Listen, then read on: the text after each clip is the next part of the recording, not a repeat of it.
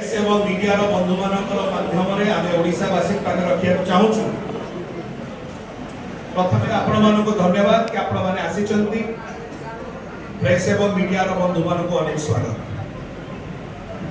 जो ओडिशा भारतीय जनता पार्टी से माने कहउछंती कि 147 निर्वाचन मंडली से माने ओडिशा रे लढिबे। से माने से 47 निर्वाचन मंडली पाई कैंडिडेट मध्य 147 टा पाई करूना। यह ही उचित वास्तविक सत्य एवं सेथि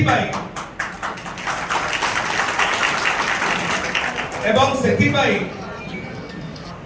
एते दिन हे गला 21 टी लोकसभा निर्वाचन मंडली रो सेमानकर कैंडिडेट लिस्ट अनाउंस हे गला। किंतु अभी पर्यंत ओडिशा रो भारतीय जनता पार्टी गोटिए मध्य विधानसभा कैंडिडेट रो ना अनाउंस करि पारि नै, घोषणा करि पारि नै। एटा ओडिशा भारतीय जनता पार्टी जेहेतु ए ओडिशा रो भारतीय जनता पार्टी रो पाखरे 147 निर्वाचन मंडली पाई कैंडिडेट भी नाहंती।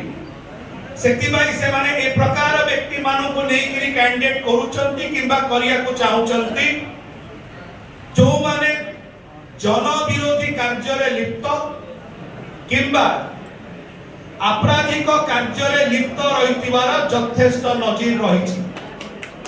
एई होछि वास्तविकता। ओडिशा भारतीय जनता पार्टी रो गोटाय जिंस स्पष्ट हे जायछि जे जेउ दल 147 निर्वाचन मंडली रो असेंबली कॉन्स्टिट्यूएंसी रो गोटिए मध्य कैंडिडेट एते दिन रे डिक्लेयर करि पारनांती किंतु 21 लोकसभा डिक्लेयर करि पारुचंती।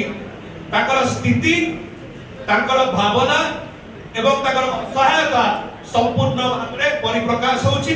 एटा ओडिशा वासी को सामने स्पष्ट हे जायछि। ओडिशा वासी भला भाबरे जानिचंती। धन्यवाद।